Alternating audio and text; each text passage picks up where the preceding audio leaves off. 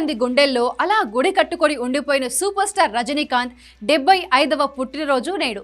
బెంగళూరు రోడ్లపై ఒక సాధారణ బస్సు కండక్టర్గా టికెట్లు కొట్టే శివాజీరావు గైక్వాడ్ భారతీయ సినిమా చరిత్రనే తిరగరాసే సూపర్ స్టార్ అవుతారని ఆనాడు ఎవరూ ఊహించుండరు.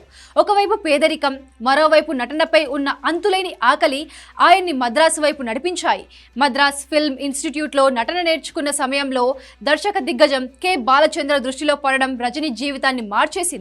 1975లో అపూర్వ రాగంగల్ సినిమాలో గేటు తీసి లోపలికి వచ్చే చిన్న పాత్రతో ఆయన ప్రయాణం మొదలైంది. కేవలం నటన మాత్రమే కాదు, ఆయన నడక, వేగం, కళ్లలో ఉన్న తీక్షణత బాలచంద్రను ఆకట్టుకున్నాయి. నువ్వు భవిష్యత్తులో పెద్ద స్టార్ అవుతావు అని గురువు బాలచంద్ర చెప్పిన మాటను నిజం చేస్తూ ఎలాంటి బ్యాక్గ్రౌండ్ లేకుండా స్వయం కృషితో రజనీకాంత్ తన ప్రయాణాన్ని ప్రారంభించారు. కెరీర్ ఆరంభంలో రజనీకాంత్ కేవలం విలన్ పాత్రలకే పరిమితమయ్యారు. కమల్ హాసన్ వంటి హీరోలు ఉన్న సినిమాల్లో రజనీ ప్రతినాయకుడిగా నటించి మెప్పించారు. 16 పైతినిలే వంటి సినిమాల్లో ఆయన పలికించిన "ఇది ఎప్పుడు రిక్కు" అనే డైలాగ్ ఇప్పటికీ ట్రెండ్ సెట్టరే. సిగరెట్ను గాలిలో విసిరి నోటితో పట్టుకోవడం, కళ్ళజోడు తిప్పడం, వేగంగా నడవడం వంటి మేనరిజమ్స్ ప్రేక్షకులకు కొత్తగా అనిపించాయి. అప్పటి వరకు విలన్ అంటే భయపెట్టేవాడు అనే ముద్రను చెరిపేసి విలన్ కూడా స్టైల్గా ఉండొచ్చని నిరూపించాడు. ఆ స్టైలే ఆయన్ను నెమ్మదిగా హీరోని చేసింది. భైరవి సినిమాతో సోలో హీరోగా మారిన రజనీ తనదైన మాస్ ఇమేజ్తో ప్రేక్షకులను కట్టిపడేశాడు. విలన్ గా మొదలై క్యారెక్టర్ ఆర్టిస్ట్ గా చేసి చివరకు హీరోగా ఎదిగిన ఆయన క్రమం అద్భుతం. 80వ దశకం రజనీకాంత్ కెరీర్ ను సుస్థిరపరిచిన కాలం.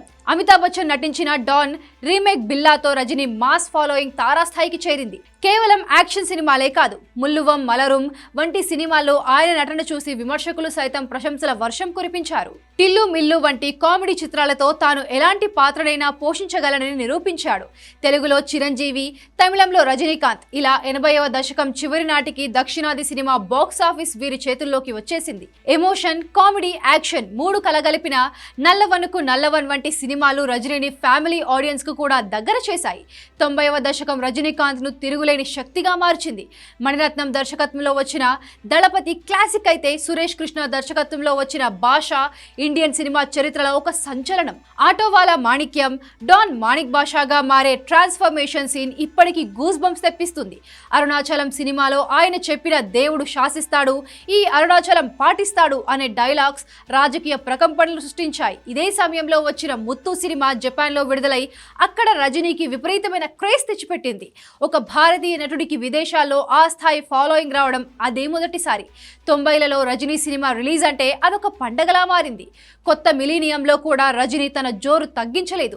నరసింహలో రమ్యకృష్ణతో పోటీ పడి నటించి బ్లాక్ బస్టర్ కొట్టారు. ఆ తర్వాత కొంత గ్యాప్ వచ్చిన చంద్రముఖితో తిరిగి బాక్స్ ఆఫీస్ రికార్డులను బద్దలు కొట్టారు. ఇక శంకర్ దర్శకత్వంలో వచ్చిన శివాజీ, రోబో సినిమాలు రజనీ మార్కెట్ను పాన్ ఇండియా స్థాయికి, ఆ మాటకొస్తే అంతర్జాతీయ స్థాయికి తీసుకెళ్లాయి. 60 ఏళ్లు దాటిన వయస్సులో చిట్టి రోబోగా ఆయన చేసిన విన్యాసాలు అద్భుతం. మధ్యలో కబాలి, కాలా వంటి ప్రయోగాత్మక చిత్రాలు చేసిన మొన్న వచ్చిన జైలర్ సినిమాతో తానెప్పటికీ రికార్డులు బద్దలు కొట్టే రారాజునే అని నిరూపించుకున్నారు. జైలర్లో ఆయన స్క్రీన్ ప్రజెన్స్, స్వాగ్ నేటి తరం హీరోలకు కూడా సాధ్యం కానిది. రజనీకాంత్ అంటే కేవలం సినిమాలు, రికార్డులు మాత్రమే కాదు, తెర వెనుక ఆయన నిరాడంబరత ఆయన్ను నిజమైన దేవుడిని చేసింది.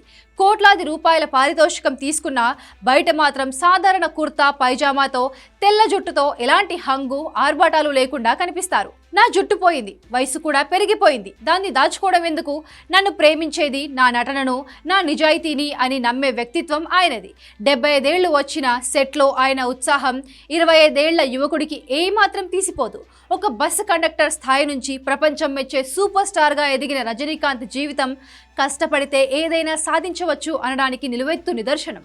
ప్రస్తుతం జైలర్ 2లో నటిస్తున్నాడు రజనీ.